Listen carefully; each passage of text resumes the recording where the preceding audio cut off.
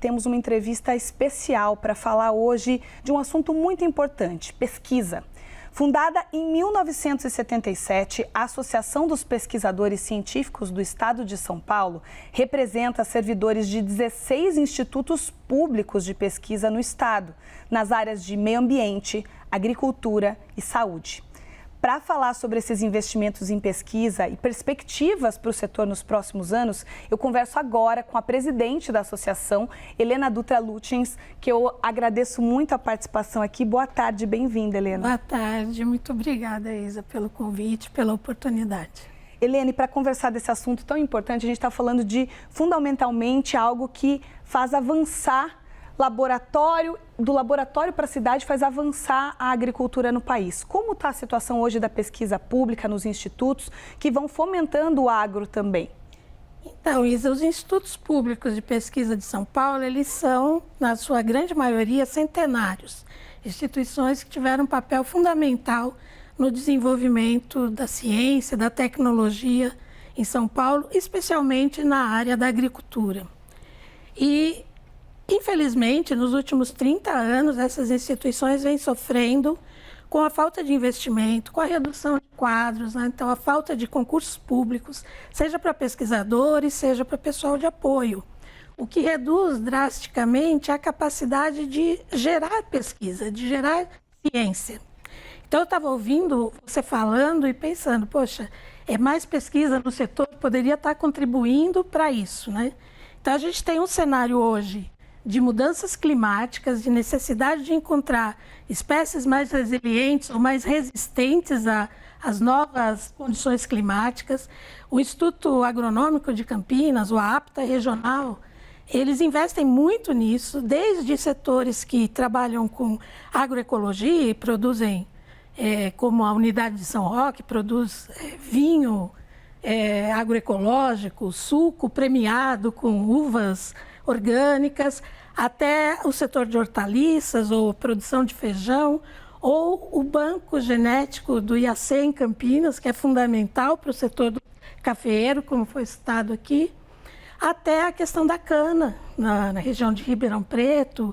Então, são diversas unidades de pesquisa, mas que estão tanto sendo afetadas pelas próprias mudanças climáticas, como houve em Ribeirão Preto, aquele temporal, essa semana atrás, que afetou muito a unidade, porque a unidade também está despreparada, com falta de gente para manutenção, para recuperar o estrago e para trabalhar naquele setor. Como a gente tem falta de respostas para a nova situação que está sendo imposta, né? Qual que é essa nova situação? Porque a gente está falando aqui de estrutura, estamos falando de uma pesquisa que pena para funcionar a longo prazo, mas qual que é o cenário agora? Sem concurso público, tem pesquisador se aposentando, a gente corre o risco de um apagão, Helena? A gente corre risco de perder conhecimento acumulado.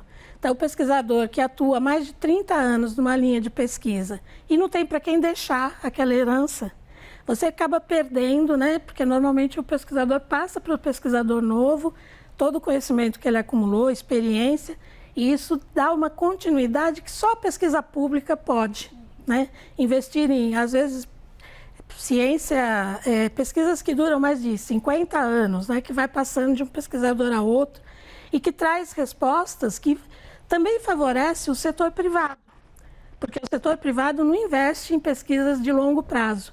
A pesquisa pública, sim, ela é voltada para o interesse da sociedade e ela se dispõe a isso, a acumular conhecimento. Mas a falta de investimento, especialmente em pessoal, está afetando muito as unidades, especialmente a falta de pessoal de apoio.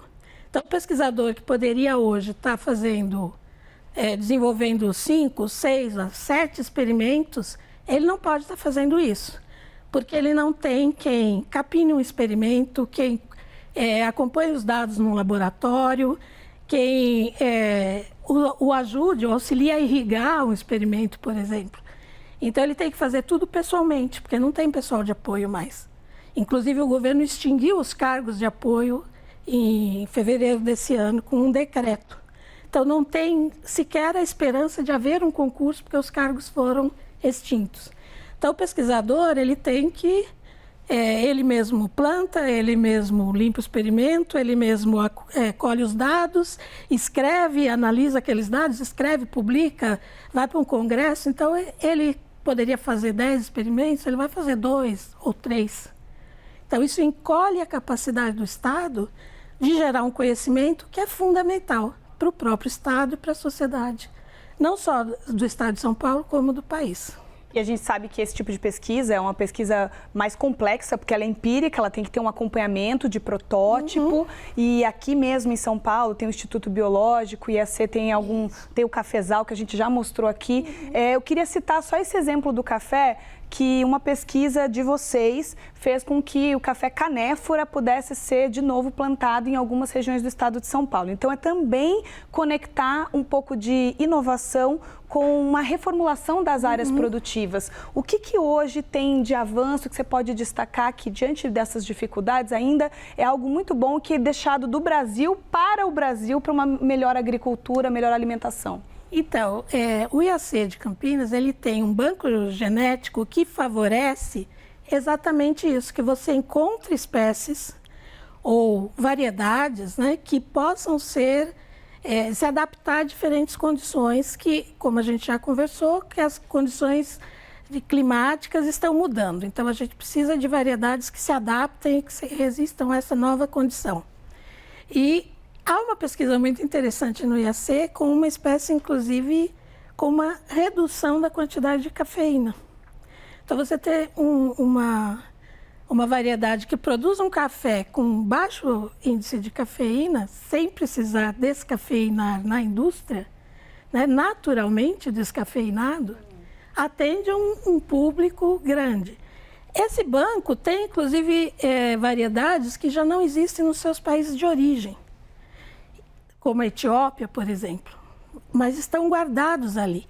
Qual a importância de você guardar esse banco genético? E com diferentes variedades, você vai trabalhando geneticamente e produzindo cultivares que se adaptam a diferentes condições. Então, isso garante uma segurança alimentar num cenário instável que não se sabe quais serão